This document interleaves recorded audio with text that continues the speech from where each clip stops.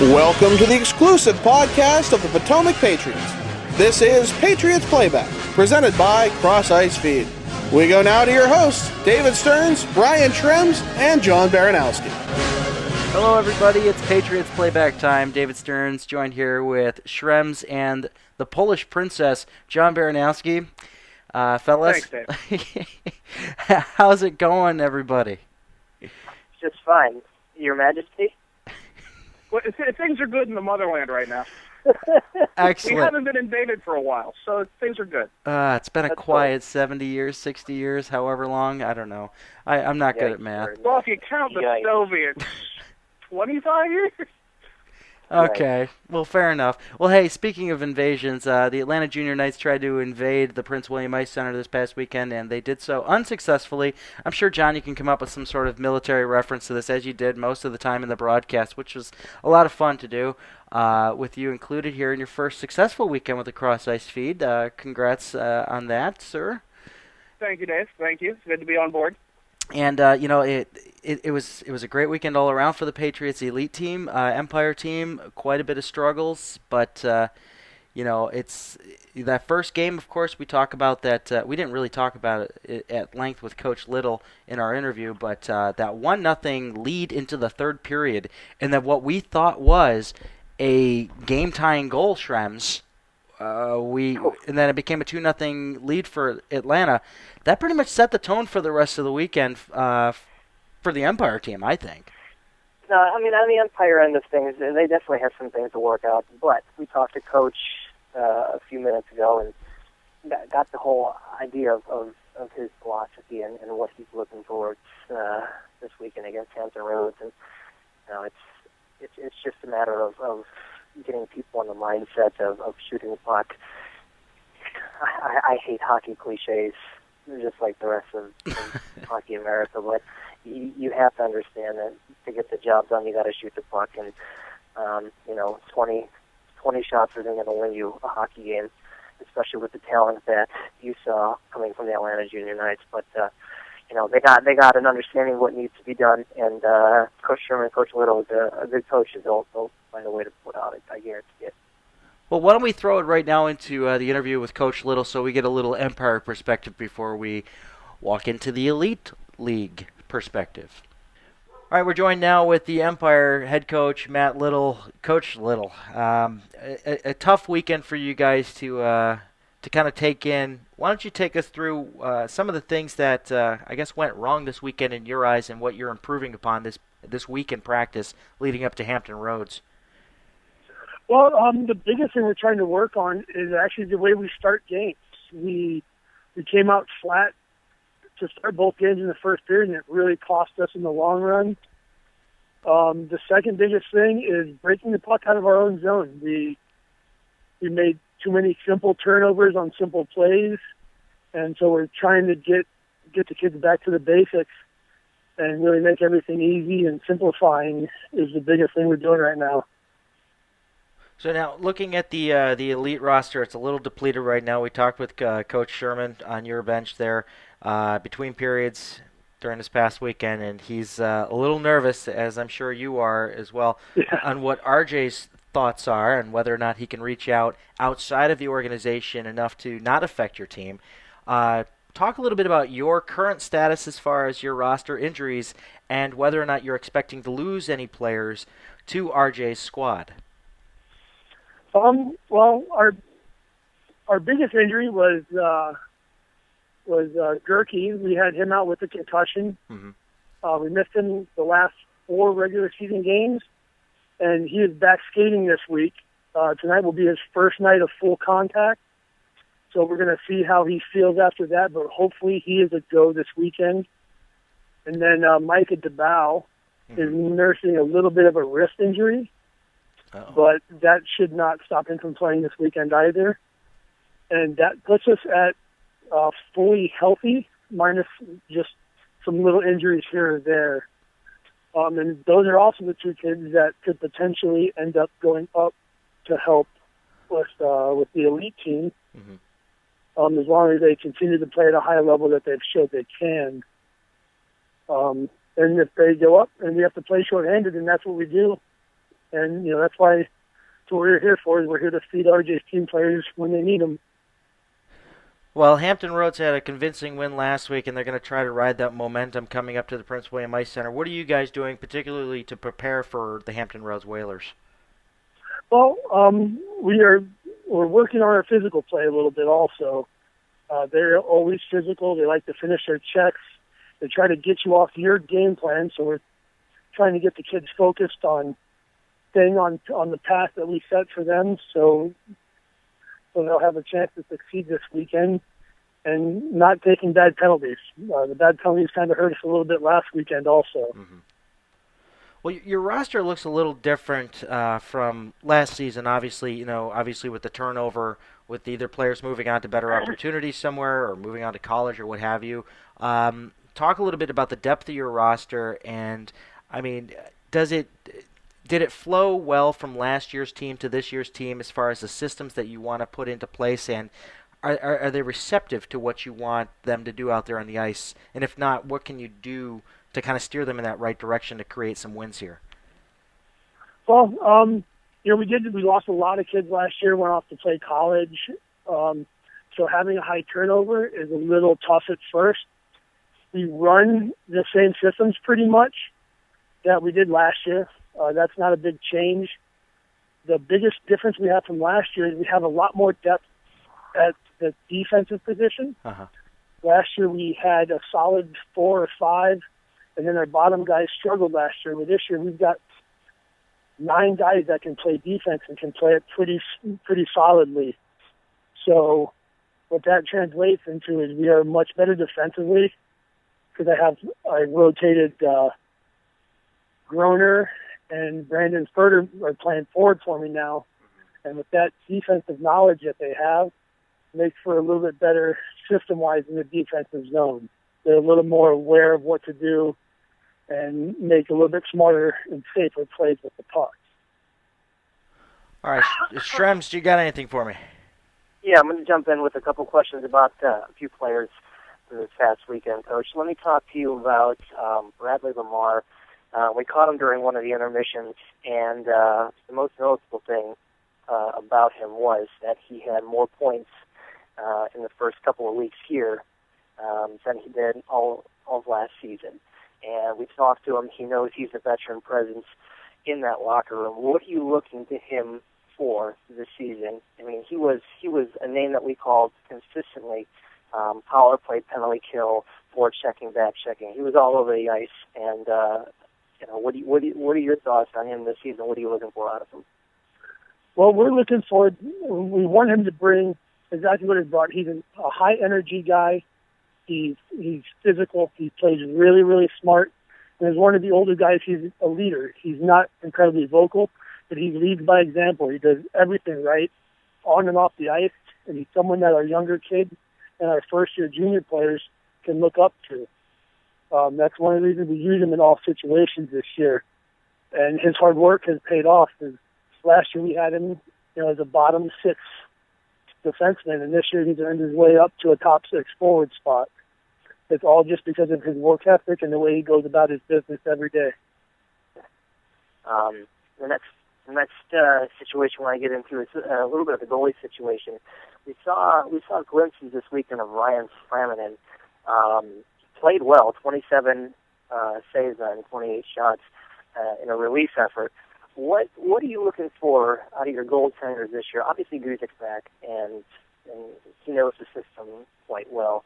But are you gonna platoon 3 goaltenders? Are you gonna make a decision on starting 2 once a weekend? What's the deal?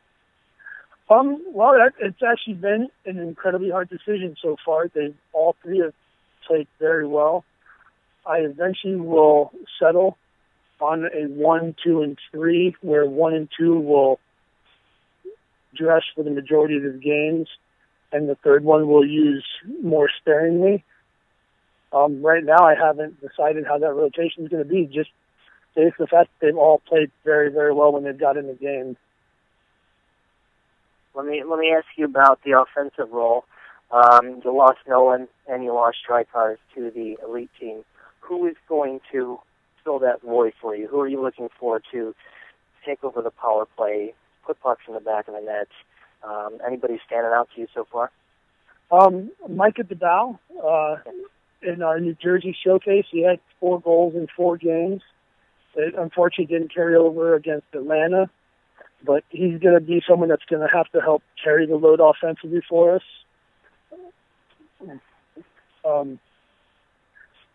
Zach Brady is one of our players we just got from California. He had a long layover where he didn't play any hockey. So once he gets back into the pro, he's going to be a top point producer for us. And then Gerke is going to be another player when he fully recovers from his concussion. We expect him to be a point-per-game player as well. So those 3 should hopefully produce a majority of our offense. Okay, thanks, Coach. All right, Coach, thanks for joining us here, and hopefully you have a fully healthy bench this coming weekend against Hampton, and RJ doesn't poach too many players from you. Yeah, hopefully. All right, thanks, Coach Little. Thank you. All right, so there you got the perspective from Coach Little on the Empire side. Yeah, hopefully he doesn't have to throw any players at the elite team, but we'll talk to RJ about that in a little bit here. But yeah, the Empire team definitely they need something. They need that something. You know, Bradley Lamar is not going to do it himself, and then of course there's some other factors here in that team. You know, I think we saw some good work ethic from players like Wannett and and that mysterious Zach Brady. That name was just kind of thrown at me out of nowhere. I had no idea who he was, and apparently they're looking at some good things from that player there, Shrems. You notice that too about Brady? It sounds like Coach is looking for a couple players to step up, and he literally he was noticeable out there. He was hitting. He was creating offensive opportunities, and that's what Coach is looking for. He's looking for players to fill in for players like Nolan for strike bars, who took a considerable amount of the offense with them up to the elite team. And Brady is one of those guys that Coach just mentioned, and I think he's got a really good opportunity here to step in and be one of the leaders on this team. John, did you see anything that stood out to you during the Empire games? Obviously we started the weekends off with the elite team, kind of the premier showcase team, and then the Empire team to follow to close out the evening and then close out the afternoon the next day. I mean, what did you think about their performance out there? I mean, it was kind of tough to watch that second game after we saw such a tight-knit game in that first bout, obviously with as close as it was. I mean, I was joking saying it was going to be a 5-4 game at the end there, but it turned out to be 5-1 for Atlanta. What did you see down there? It looks like there's a team that hasn't found their inspiration yet. They're playing good hockey. It's good hockey, don't get me wrong. But it is not inspired. There's no fire under them yet. They haven't found their moment. They haven't found something to rally around. And, a first win would be something nice to rally around. So hopefully there can be something done in the dressing room, something that can be done between the players to just get a little more fire going out there, to go beyond playing good hockey to playing inspired hockey. And I think that's something that's going to happen as they play better teams, as they deal with more aggressive opponents. And, I mean, you could see how quickly 2 goals in not that long apart really deflated the team hardcore. It was an extreme deflation, and it led to more and more goals, and that's a problem. Yeah, I know they switched to a different goalie for the second game, and he didn't play that long, but you can't let those moments destroy your psyche entirely, and I think that happened a lot. This team needs to find something they can rally around. They need to find something, even if it's silly, if it's so much as a good luck charm, a flag in the locker room, a Joe Boo if so necessary. They need to find something they can rally around and play some inspired hockey this weekend. All right. Well, yeah, it definitely was tough for them, especially between the pipes there with Sokic having a tough game there on Sunday and just kind of. And and not all his fault. He got hung out to dry a few times. He did. It's all a matter of balance and hitting the next level. And I don't think a lot of these guys have reached it yet. And I think in time after a first win, they start feeling good about the team. That's why I always suggest whenever you can make a schedule. I always like working with the ACHA for so long. You made your own schedule for the most part. Of course. Your first game should be someone who wipes the floor with you, someone who really shows you how good you have to be. You need to play a great team to start out and get killed. And then you need to play someone who you're going to beat, and you're going to beat handedly. So that way you get in good habits, you get in good grooves, and then the third and perhaps the fourth game needs to be something that can go either way. And that's when you truly measure the mettle of the team. Yeah, I mean, just like a sword, you have to forge it in fire, and then you have to douse it quickly. You have to be, I mean, it is. It needs a baptism by fire, something to get them going, something to get them really inspired and pushing for victory. Well, I just don't think that's happened yet. Yeah, well, we thought we had that in the showcase the weekend prior, but just the one win against Frederick isn't really going to do exactly what you're looking for here, because Frederick is kind of their opponent that, you know, they tend to manhandle, but they had some difficulty in the recent past. But only one win underneath their belt in league play, going 1-2 at this point, I believe, if I remember my math correctly. Maybe even 1-3, but hopefully this weekend at Hampton, or against Hampton, up here at Prince William Ice Center, they'll turn things around. Well, let's turn things the other way now. Let's take a look at the elite team here. We had interviewed 3 players and also Coach R.J. Zeigler to kind of round things out. Why don't we just throw it to the interviews with, we'll start off here with Chris Howland, and then we'll go to James Thayer, and then Dustyn Moyer, one after another. Joined now here with Chris Howland over the phone. Chris, you had an excellent weekend. Of course, you started off the scoring in the weekend's activities against the Atlanta Junior Knights. And, of course, you had 2 very important helpers, one with Alex Gross and the other with Cam Smith on the game-winning goal for Saturday. But talk a little bit about how it felt out there. If I understand correctly, you are a returner who took a year off. And how does it feel to be back out there?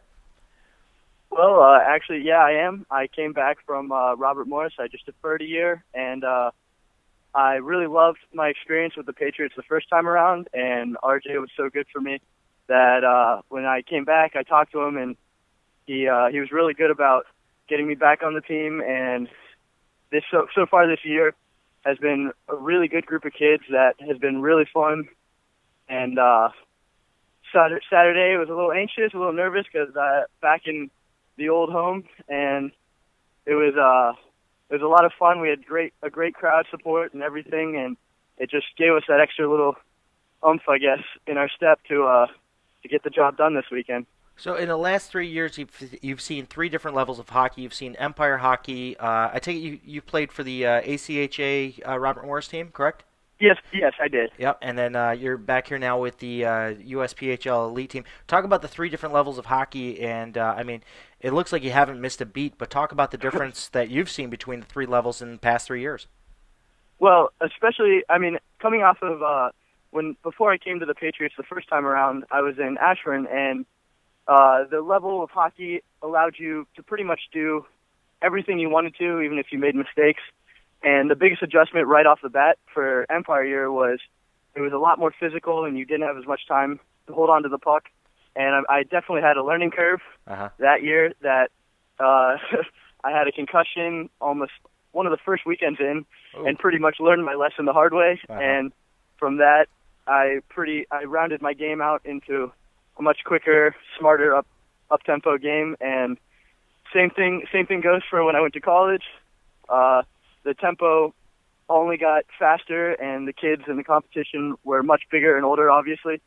And so being an 18-year-old true freshman playing against kids that could be up to 24 years old, I mean, that was definitely an adjustment because you're a boy playing among men pretty much. And so that also took a couple weeks, and then after that you really just get the groove of things, and it was pretty smooth from there. And coming back, it's almost as much of a lateral jump as anything. I feel like the kids are more talented, but they're a little bit younger, so it's a little bit easier to hold on to the puck longer and stuff like that. But definitely a tough level of hockey that if you try and do too much, you'll pay the price. I'm going to ask one last question before I throw it over to Shrems here, but did Saturday feel like an Empire game to you for some reason? Because I thought it felt like an Empire game from up in the broadcast booth, just the way everything started out and continued throughout with the level of physical hockey. I mean, was it just me, or did you feel like it was an Empire game too? I definitely think that it was a lot a lot chippier than I think I was expecting. I'd heard things about Atlanta, and I knew the quality of hockey players and stuff, and coaching staff and everything.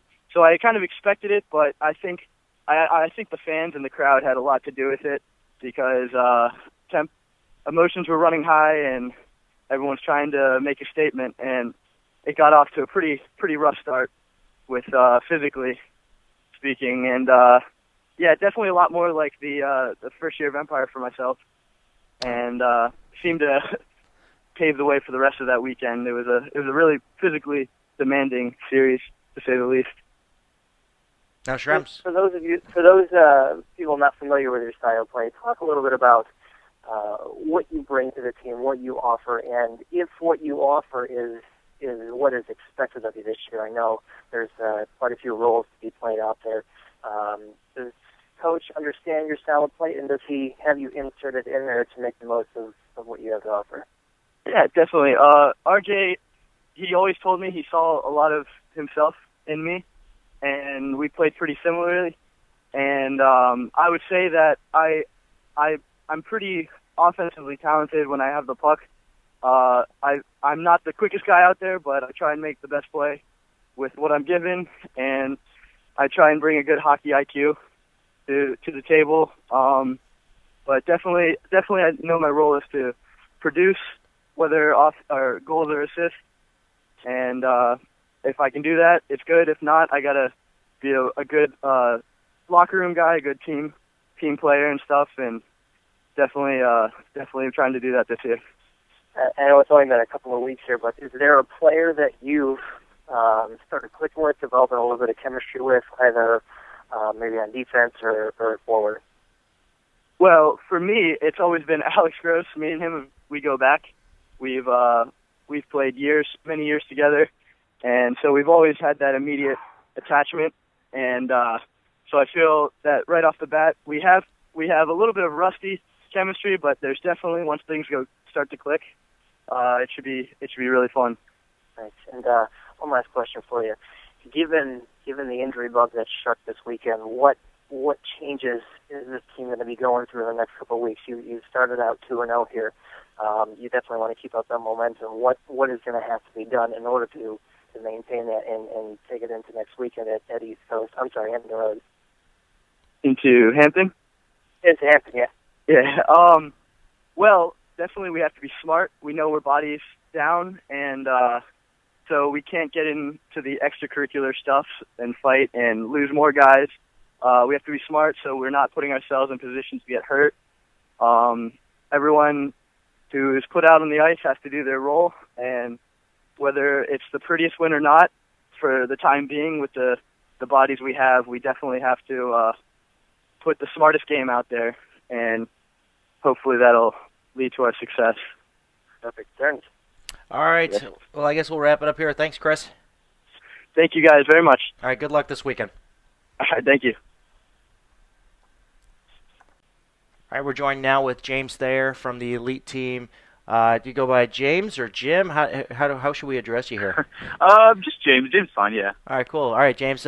First weekend at home, you guys took two very crucial wins. I mean, it's the first time that the Patriots have defeated the defending champs, the Atlanta Junior Knights, the first time here, and quite an accomplishment by this team. And you had a pretty solid weekend yourself. That's why we're talking with you here. Talk a little bit about playing in front of the home crowd, a packed house Saturday night, and coming off of a kind of a shaky Hitman showcase. You guys really rebounded here this past weekend.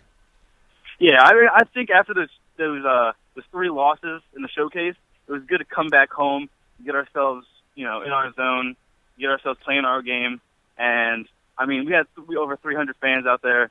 And I've never had jitters before a home game, but before that home game, sitting in my stall, I was nervous. I was shaking, but I thought it was a good kind of nervous. I was ready to play. I was ready to go out there in front of our home fans and show them exactly how we could play Patriots hockey.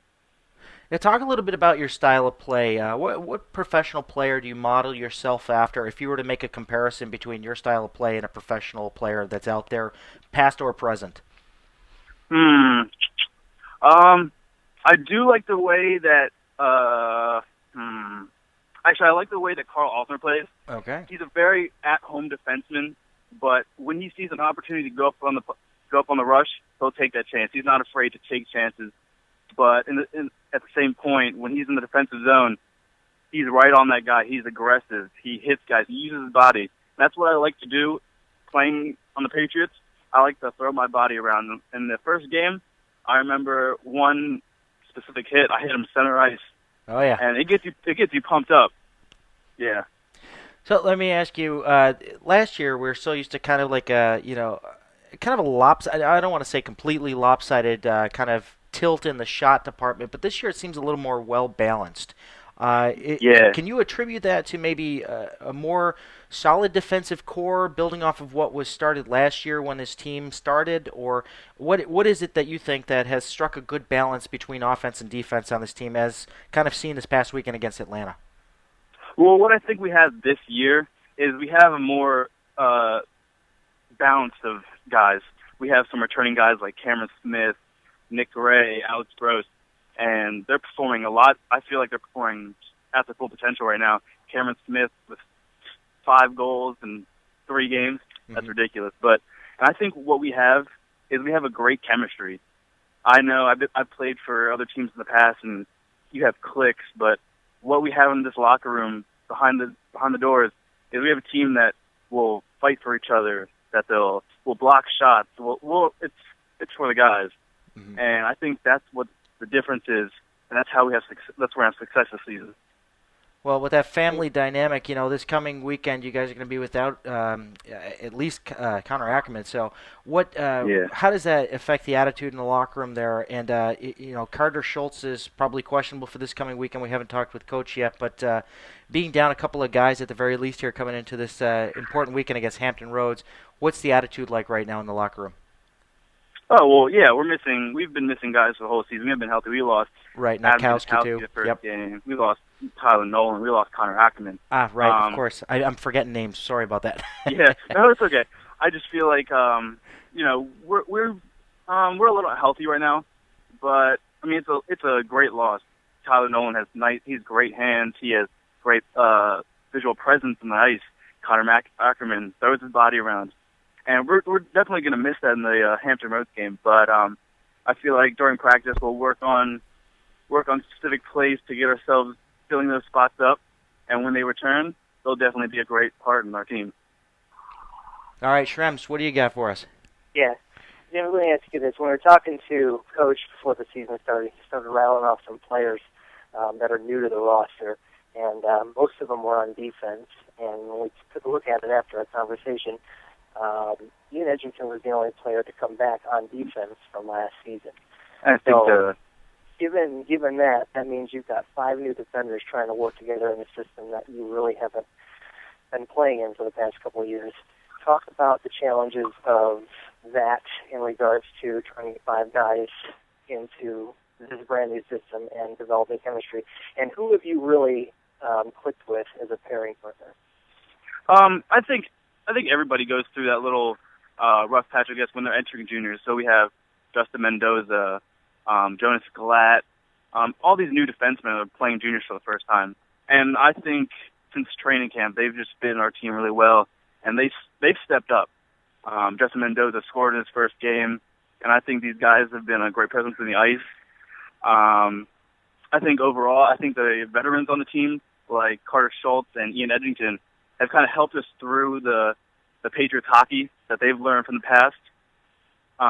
One specific defenseman I have chemistry with is Adam Ginatowski, because I've played with him for over 5 years now. But playing these past 5 games, I think I've learned to play with Ian Edgington really well. We're on the power play 2 together. We see each other on the ice, and we have great communication, and I love that about him. Okay. Talk a little bit about, and we didn't get a chance to see it because it was just sort of towards the end of the game. Talk a little bit about what happened at the end of the first game. I want to say less than 5 seconds left. Yeah. Down in the corner, we didn't see what happened, but it seemed like you maintained your composure, kept your head on your shoulders a little bit. Yeah. Well, I mean, there's 0.4 seconds left. He comes to hit me. I'm just trying to end the game on a positive note. whenever you're trying to get hit, you're always trying to counter hit. It's just normal as a reaction. So I tried counter hitting him. Of course, that Atlanta Knights team, I think they were a little worn out, and they were a little chippy right at the end of the game. He just kind of grabbed me and took my helmet off, and my thought on that was, I'm not going to get into this. I'm going to play next game. So the best decision was just walk away, and I still stand on that. Was after given the first period and how rough and tumble it was the message in the locker room to keep your head on straight and not take any dumb penalties? I mean, honestly, we had never seen anything like that at the non-Empire level. Oh yeah, of course your mindset's never to take dumb penalties. I think our headset on the end of the first period was, keep playing our game. Don't get into the Atlanta Knights hockey. We play Potomac Patriots hockey. We dump the puck. We pass to each other. It's just, we didn't want to get into the rough and stuff. We just wanted to play our game. Perfect. Thanks, James. Appreciate it. Yep. All right, James. Good luck this weekend against Hampton Roads, and we'll catch up with you real soon. All right, we're joined here now with Dustyn Moyer, returning goaltender for the Potomac Patriots and winner of the first game against the Atlanta Junior Knights. 95% save percentage against the Knights in a rough contest there. A little bit more physical than we're used to seeing, but talk a bit about your perspective from between the pipes there, Dustyn. I mean, they're playing a little dirty, and like at first we played dirty back with them, but then once we kind of like mellowed down and then started playing our game, that's when we really started to dominate the game more than just physical, and we started having more like possession of the puck, and that's pretty much what led to our victory. All right, so now I was talking earlier with, I believe it was Chris Howland, about the shots. Actually, it was James Thayer about the shots this year. It seems like it's a little more even keel. How do you feel about your defense in front of you this year? I mean, we only got a couple of returners with Carter Schultz and Ian Edgington back there with you. But how is it with a new core of defense in front of you and communicating with them to kind of, limit the up-close opportunities for your opponents and any dangerous opportunities at that? I actually really probably a little bit more comfortable this year than last year, I would say. This year they kind of play more defensively and don't try to take the puck up as much as last year. So they really key down on that defensive part of the game and don't really give too much shots from inside the home plate, as you would say, or some coaches say. A lot of shots came from outside because they kind of angled that shooter off to the side. Now, are these defensemen communicating? What is the communication like on the ice? Are they talking to each other? Are you talking to them? I mean, how is the dynamic playing out with this new group of players in front of you, too? A lot better. Communication is more than last year, and we've been working on that, too. We've all had meetings with the defense and the goalies, and we've talked about communication. We've made, names for plays we want them to do and stuff like that, so it's a lot better. Nice. Shrems, you got anything? Yeah, sure. I've got a couple questions for you. There's been a lot of changes. You played at a new level to start last year and got a feel for what the gameplay is like. Coach went in the off season, made some adjustments based on what he saw, brought in some new players of different stature and things of that nature. What did you do in the off season to get ready for this year, knowing that it's going to be a completely new season altogether? I attended some tryouts that kind of gave me a higher level of play, and I did fine there. So I'm kind of used to the high level of play, and I've been at it all summer. So it's not a big jump for me to go from nothing all summer to high level play. So I've been used to it for a while now. And just one more question, just out of curiosity, is there any goaltender that you model yourself after, a style of play, maybe the way you go down, butterfly, hybrid, something like that? Early today. Probably Holtby or Miller. Miller. Hometown favorites, man. Yeah, good choice there, Dustyn. Hey, real quick, one last final question. What is the attitude, in the locker room now, given the fact that you and Philip have both proven yourself this past weekend, are you guys just going to be rotating in and out at this point until something completely changes, or what can we expect going forward here on the weekend against Hampton? Do you know yet? I do not yet know yet. That's all RJ's choice and who he thinks can win the game. And I think he's pretty confident whether me or Parker in that because we both have high 90 save percentages. Nice. All right, well, hey, get in there, get to practice, and we'll talk to you real soon. All right, thank you. We're joined now here with head coach of the elite team, RJ Zeigler. A phenomenal weekend, but with kind of, I guess, an overshadow of the injury bug already rearing its ugly head here early on in the season. But two very solid victories against Atlanta. You guys defeated the past national champion there for the first time in the organization's existence here. Talk a little bit about that feeling and what you guys are doing to prepare for Hampton with the consideration of the injuries. It's a great feeling to beat Atlanta. Obviously a very good program, and one of those programs that you kind of use as a benchmark to see how your program is stacking up to the competition.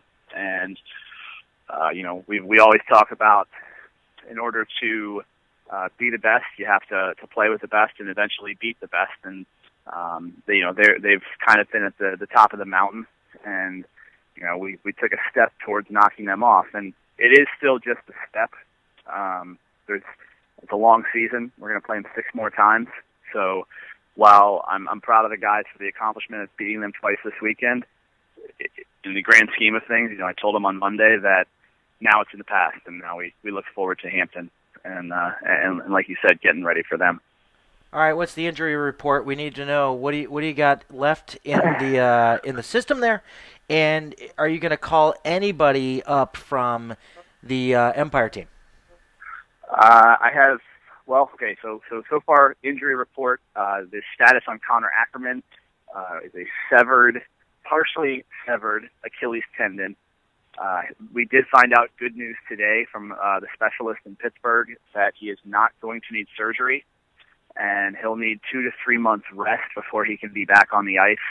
And so hopefully by Christmas, he could be back with us, which is huge, especially considering the initial possibility was that it could be as bad as never playing hockey again. So I'm sure, he's back in Pittsburgh right now. He's going to do a lot of his rehab there, and he'll be back with us at some point this season. It looks like we'll keep our fingers crossed that everything keeps going in the right direction. Tyler Nolan, the fractured fibula. He's got a plate and screws in his leg, and he's out for probably about 3 months as well. That was a huge loss. Tyler's really picking it up and adjusting to the level of play well. And Carter Schultz had a mild concussion, passed all tests, and came back immediately on Tuesday. We held him out of the lineup. Despite how shorthanded we were, we held him out of the lineup the rest of the game on Sunday after he took that puck to the head, just as a precaution. And it turned out that he passed all tests and everything, so he was green lighted to start practicing on Tuesday. So he's been with us. We do still have Adam Natowski that is now doing physical therapy to get through his shoulder injury. Logan Nasser was green lighted to play on Monday, so he joined us back at practice on Tuesday. Excellent. So we got Logan back, and then we're still working on additions. I have 2 players that I'm in talks with from Charleston, South Carolina. One player I'm going to talk with from he just requested his release from the New Hampshire Monarchs, and there's a local player here that I'm looking to re-sign for our Empire team, at least on a temporary basis, maybe to try to help get us through these injuries and everything. I have not decided yet whether or not I'm going to bring somebody up from the Empire team or not. I don't like having to constantly throw Matt these curveballs where it's, now you don't have this guy and now you don't have this guy, and I want that team to really start to form that chemistry and gel as well. And so as much as I can, I try to give him the opportunity to let that happen. So I'm going to wait at least one more day. I'm going to see if I can get this stuff to work out with these 3 guys from outside the area, and then I'll make my decision probably Friday morning what I'm going to do with any inter-organization movement. Wow, that is one lengthy injury report. Yeah. Well, let's talk some good things for once here. Let's talk about this. What stood out to you this past weekend? I mean, out of the healthy players that remain, who can you really brag about here that really shined this past weekend? I mean, the obvious one that comes to mind immediately is Cameron Smith with a hat trick and then a goal in Sunday's game. Talk a little bit about him. I mean, he's an animal. Well, I said it before the season started. He's one of the hardest working kids that I've ever seen on and off the ice. We have an off-ice program that was given to us by Ken Hetzel of the San Jose Sharks, and we the kids have been doing great at following that plan. And just to kind of give you an example of how much harder Cameron works is everybody's doing what they're asked to do. They're doing the weights, they're progressing, they're doing all the exercises. He does everything with a weight vest, and it's not good enough that he's just doing what needs to be done. He's always trying to do more, and he did that all summer. He really wanted to be drafted in the USPHL Futures Draft, and he wasn't, and that sparked something in that kid, and now it's just look out, and we're seeing it. I mean, look, he's progressively getting better every weekend. Oh yeah, and I mean by the end of the season, I could just throw him on the ice and he'll skate through everybody. I mean, So the greatest thing about it is that Cameron, he's not, nothing's changing with him, with his teammates. He's still a great teammate. The guys love him. He loves all the guys, and it helps keep that good chemistry that's making us successful. And you asked if there was other guys that I was proud of or focused on, or I tell you something, when you get down to 12 guys for the last two periods of a weekend, I'm proud of everybody. I mean, the intangibles, every shift, especially in that third period, we're protecting a 1-goal lead. We're in the locker room. You could tell they were tired, and it didn't matter. They were just, they never wanted to be the one to let it get away. And they worked and worked and worked. And what really summed it up for me and really just kind of topped off the weekend was they iced the puck late. They made that really bad mistake. They pulled their goalie and they iced the puck. So they had to put their goalie back in. There was about 30 seconds left in the second game. We're protecting a 1-goal lead. They want to get the puck deep in our end, out of their zone, so they can pull the goalie again. They call timeout to run a play. Obviously, they're going to run some sort of go play. So Jake's our best face-off man. We put him in. We tell him to go with the face-off and just blast it forward, and Gross to meet the puck in the corner with the defenseman and eat it as long as he can. Jake just gives close proximity support. Other three guys back out. Jake and Alex kept it in the corner there for what was it, 20 of the 30 seconds? Yeah, that was phenomenal. I mean, and they were battling 3 or 4 nights, and they couldn't get it out of their zone. And that was it. That was what really just summed everything up. Hard work and, just playing for each other. So what are you going to do now? Everybody performed great, and then even those that battled the injuries before they were injured, they played great in my mind as well. Now talk a little bit about your line combinations, how things are going to be affected now. Obviously, when we saw the injury to Tyler Nolan take place, you supplemented Jack Strykars into that lineup with Jake and Cam. Talk a little bit about you're still looking for more production, obviously, from your top guys, your top line, I guess, what you're expecting with Howland and Gray and Gross.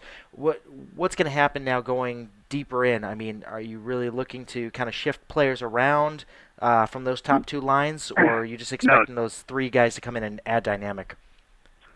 No, I'm not. I'm not going to shift anything at all. And keep in mind, Tyler was helping out on that line because Mikey Carr wasn't That's there. right. So that hole is going to be Mikey's filled. Back. That's right. So Mikey's back, and before this past weekend, Mikey was our leading scorer. So we beat Atlanta with effectively also not having our leading scorer going into the weekend. So I mean, Mikey now comes in, helps at that line with Cameron and Jake, who obviously are every game are creating more and more chemistry together. And so we have two extremely good offensive lines. And I said before this weekend started that we wanted to work with that Howland line on the defensive zone, and I think they made some good strides on that. They definitely put the effort in, and they're thinking about the stuff that I'm asking them to. So they've gotten a lot better. And then, when we go in further in depth to the forward lines, we have Nasser back. Right. Pouliot's working his butt off, and he's showing so much heart, and he's doing everything he can.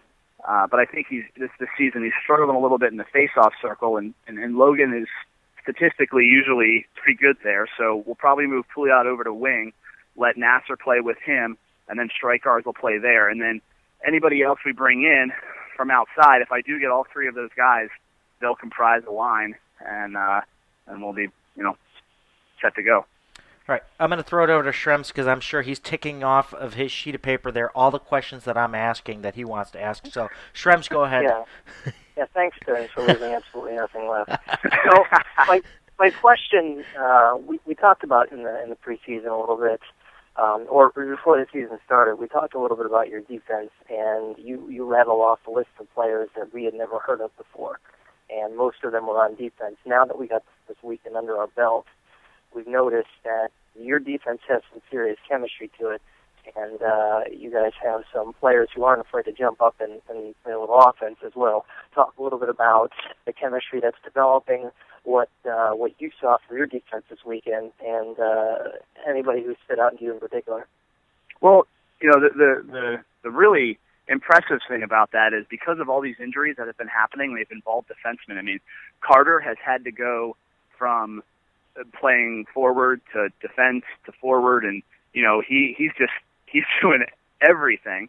And then Edgington is always he's that solid guy that you have back there, and tight situations you want him on the ice.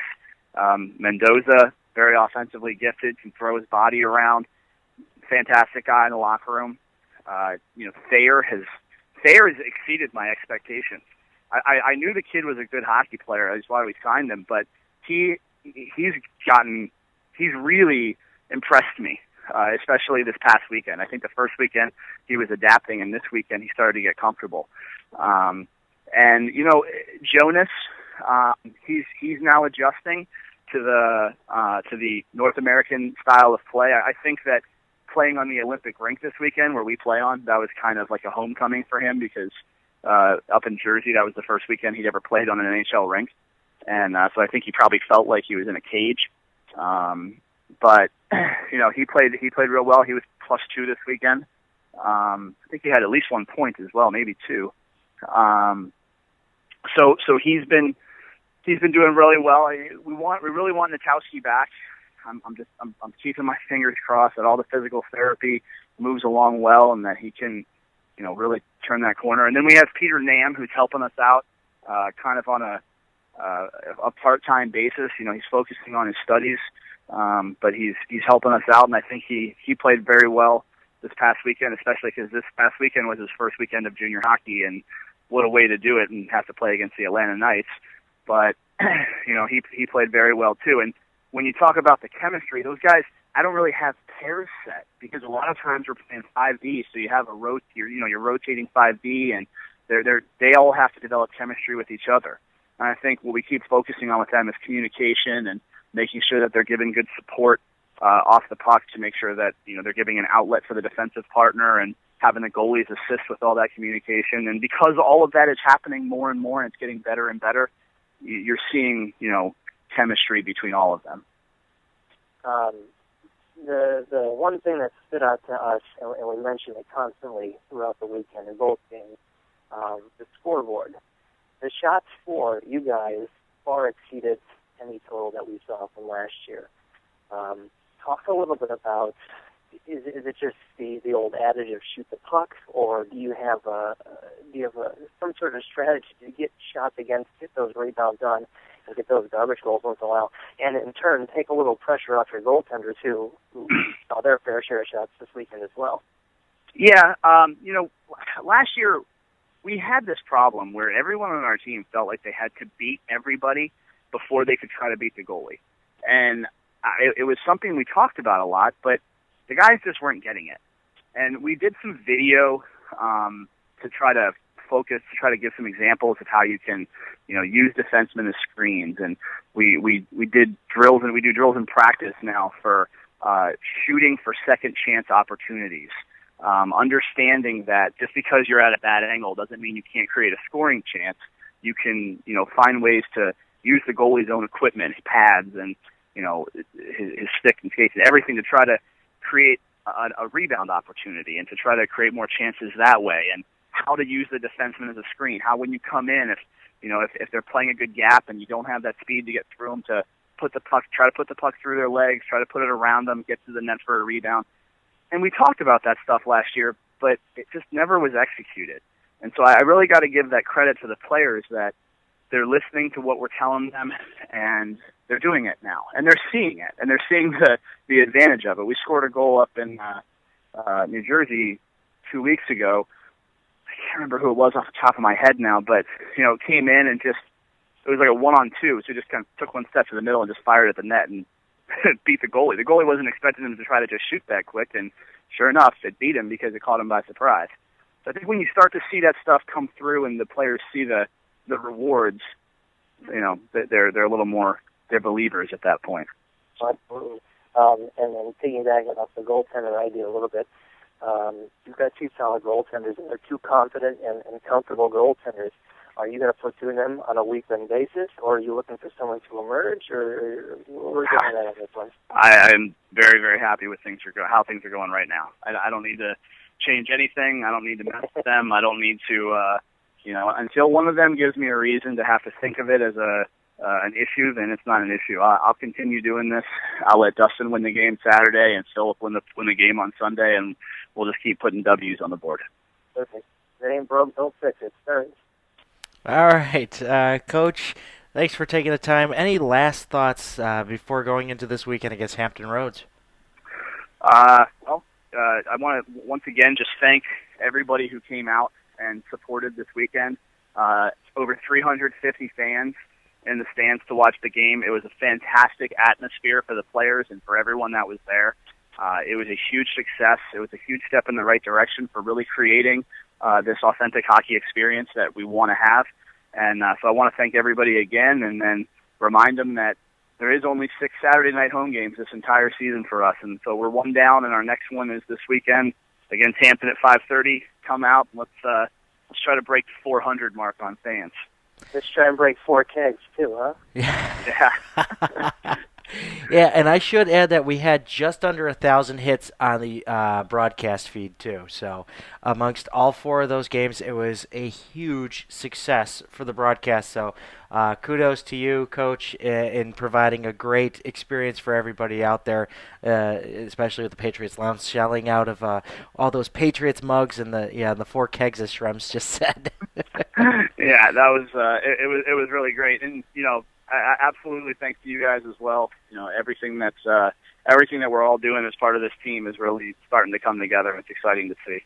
And hey, maybe we'll see someone shoot to win a car on Saturday, huh? Maybe it's a surprise. We'll see. All right, thanks, Coach, and good luck this weekend against Hampton. All right, thank you. Okay, so there you have it. We have the perspective from pretty much all angles on this team, with the exception of an assistant coach. We'll get Coach Rick Hildreth sometime during this coming weekend, but we had a forward, a defenseman, a goalie, and head coach R.J. Zeigler tell us pretty much the successes of this past weekend and some of the obstacles to overcome coming into this upcoming battle against the Hampton Roads Whalers. Of course, battling with the injuries that just kind of sprung out from underneath them there with Connor Ackerman going down and Tyler Nolan going down, and then for the scary moment there with Carter Schultz. But it appears that, of course, Carter Schultz will be back on the bench this coming weekend, and so will Logan Nasser. So 3 possibilities of players coming up here out of the area, and maybe some call-ups from the Empire team. Shrems, they accomplished something huge this past weekend. I mean, they defeated a previous national champion organization for the first time ever, and they're going to build off of that. They're going to try to snowball from what they've created here and just become bigger and better going in against Hampton Roads. Yeah, absolutely. The shots were up. The goaltending was phenomenal. The goals being scored were abundant. It was everything that we were hoping for an opening weekend and more. My favorite thing that Coach was talking about came to the end of that interview when you asked him, what players stood out to you this weekend outside of the obvious, and he says, 12 players to finish the game. All 12 of those players earned my respect. given that they finished it as strong as they did with the play in the corner from Alex Gross to keep that puck tied up for nearly 30 seconds to completely close out the game and quell any attack that Atlanta had. So, I mean, you can say Cameron Smith's hat trick. I mean, that's certainly helpful, but every cylinder on every player was clicking this weekend. It's a shame they went out and lost Connor Ackerman to that horrific injury. But we found out from Coach he's shooting for a December return. That's what we're hoping for. And once you get him back in the lineup, in the brief amount of time that we did see him, the energy that guy brought, the aggression, the smart aggression, the hitting, the all-around, well-roundedness play is a huge contribution, and I'm sure they're looking to get him back as soon as possible. And also very exciting between the pipes, too, there with seeing Dustyn Moyer take that victory on Saturday and Philip Park hitting the second victory on Sunday. Definitely a different situation from last year where it was kind of like, trying to figure out which goalie fit the mold here. And, obviously Garrett Forrest went on to moved on to bigger and better things there, being drafted into the big leagues up there, whereas he's up there in Thunder Bay, I believe, if I'm not mistaken. Of course, we have his banner hanging up behind the bench there, and then, Alec Yutzler moving on, and then but now we still have Dustyn Moyer in the fold, and it looked like he built off a lot of the things that he learned last year and has become a smarter goaltender, and he's still as good as he was last year. It seems like he's just fine-tuned his game, but then we have this Philip Park, who we've never seen before, being recruited in by Coach Zeigler, and he's strutting his stuff between the pipes just as well. I mean, save percentages for both of them looked incredible this past weekend, and their defense just clicking on all cylinders with these goaltenders in the communication, keeping the shots to the outside. Everything's there. And, to do that against Atlanta is just phenomenal. Now, can they do it against Hampton Roads? Can we repeat this? That's the thing. You're down a few key players in your lineup, but now you get Mikey Carr back in the lineup because he missed this past weekend due to family matters. So I'm really excited to see if they can keep the ball rolling here. And John, what are your thoughts there? We need a Baranowskiism if you have one at the ready. If not, we can wait. He missed it because of Urkel? Family matters? That's not a Baranowskiism. No, that's just jumping on an opportunity. Oh, no, his brother got married. Go ahead. What do you got? Oh, brother. All right. So I'm a man who deals with intangibles. Dave, you've always been the stat guy, the realist. And perhaps it's because of the side of the ice that I watched the game from and while dealing with the impressive score sheet of that first game. This is a team that is far more developed than the Empire team is. And I don't mean that in a way of talents or skills. I mean it simply a way of team. These guys have come together as a team better. That first bit happened because of standing up for one's teammates, dealing with those things. Someone gets hit, someone else is coming after you. You stand up for your brothers in arms. This is a Band of Brothers team that seems to be sticking together very well. And just like the Band of Brothers, when someone goes down, you remember them, you hold on to them, but you got to integrate the new guys. And these are a bunch of different guys from a bunch of different places, molding things together into one cohesive unit, and I think they're doing a great job of it. It looks like these guys are destined for some great things this season. If they can hold it together, if they can keep the locker room sound, there will be plenty of great things because the talent is most certainly there. And they move like a family unit, and it is excellent to watch. All right. Hey, Shrems, real quick, I just put this together in my head here, and I forgot to ask Coach Zeigler about it. We have an extra team in this elite conference that they hadn't really seen a whole lot of at all last year. That kind of gave them a bit of a shake-up at the beginning here.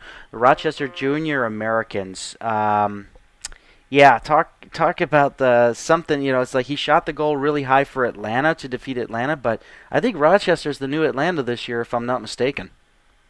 It's definitely going to be a test for them, and obviously they saw them in the showcase there a couple weeks back. But I'm looking at the stat line right now. Junior Americans are 2-0, 8 goals for against, 16 minutes in penalties. So obviously a disciplined team, a team that relies heavily on defense and goaltending. Obviously, they got all the right parts up there to make this a difficult thing for the Potomac Patriots. However, coming off of a victory like the two victories they had against the Atlanta Junior Knights, you have to think that spirits are high. But another test this weekend, if you think about it, another former champion in the Hampton Roads Whalers. They have a great organization down there. They matched very well with Potomac last year. Potomac went out and certainly did improve themselves, and I'm sure Hampton Roads did as well. So we're going to see a pretty interesting matchup this year. 1-1 for Hampton Roads on the season so far. But goals against, again, only 3 in 2 games. So obviously the goaltending is going to be stellar this upcoming weekend, so something to certainly keep an eye on. All right, well, this has been a very thorough and extensive podcast for the Patriots Playback. So, gentlemen, let's get ready for it, shall we? The Whale Tail is coming to Woodbridge, Virginia, and the Patriots. Hail the whale. Hail the whale. So, folks, tune in for the live action at CrossIceFeed.com. And we do apologize for the delay on the high-quality footage from this past weekend, but we're trying our darndest to figure out technology. And, boy, am I behind the times. So, hopefully we'll have everything ironed out. I just have one question before you're out. Yeah. What do you got there? That's a very interesting question. You're cutting. How long ago did the Whalers move? Was that 97? Oh, God, I feel old. John. It's been a while, but do we have the brass bonanza on hand for the weekend? Oh, we will. Yeah, I have brass bonanza. And there you have it. Game, aren't I? Can you do the brass bonanza at a home game for the Patriots? Is that something that you do? I don't know. I mean, if these kids from Hampton Roads are inspired, I mean, they're the Whalers.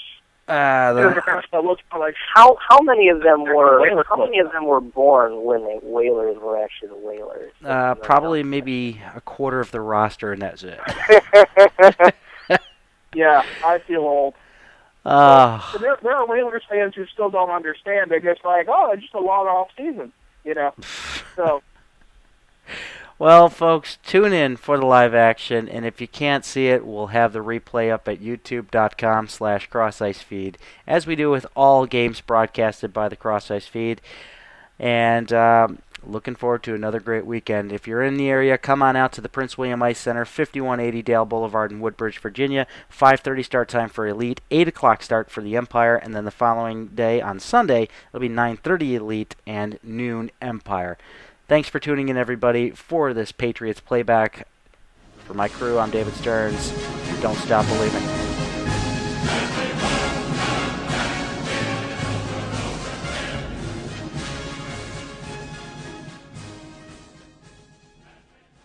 Just remember, all the good broadcasters wear glasses, huh? Yes, of course.